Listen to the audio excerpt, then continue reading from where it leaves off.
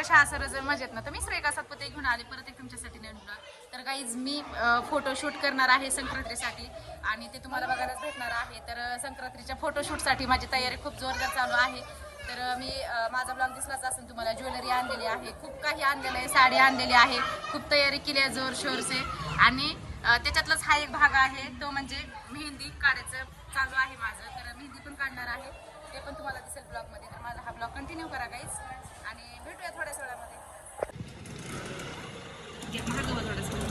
रिक्षा आली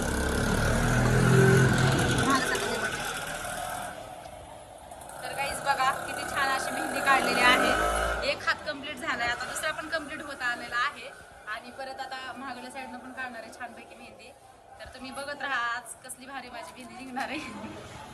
माझी मेहंदी काढणारी पार्टनर लई भारी, कारण की ती एवढी पटकन मेहंदी काढली, लय पटकन मेहंदी काढली, कटकट करते सगळ्याला।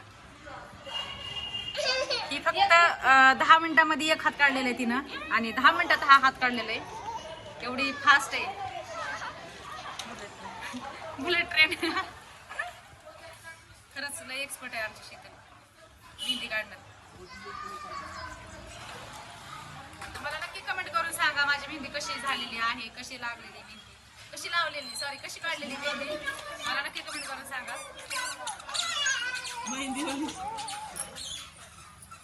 अजून बाकी पूर्ण झाल्यावर पण तुम्हाला दाखवणार आहे व्हिडिओमध्ये, तर बघा नंतर माझी मेहंदी थोड्याच वेळामध्ये दिसेल। हीच माझी फायनली मेहंदी काढून झालेली आहे, तुम्ही बघू शकता किती सुंदर अशी मेहंदी काढलेली आहे।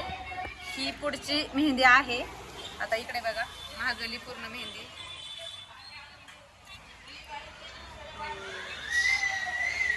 कशी वाटते गाईज?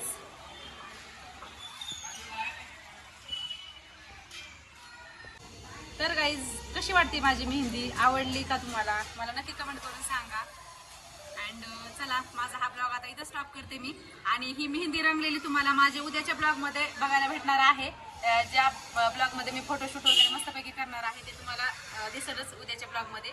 तर चला माझा हा ब्लॉग इथं स्टॉप करते, चला भेटू परत नेक्स्ट ब्लॉगमध्ये, बाय बाय।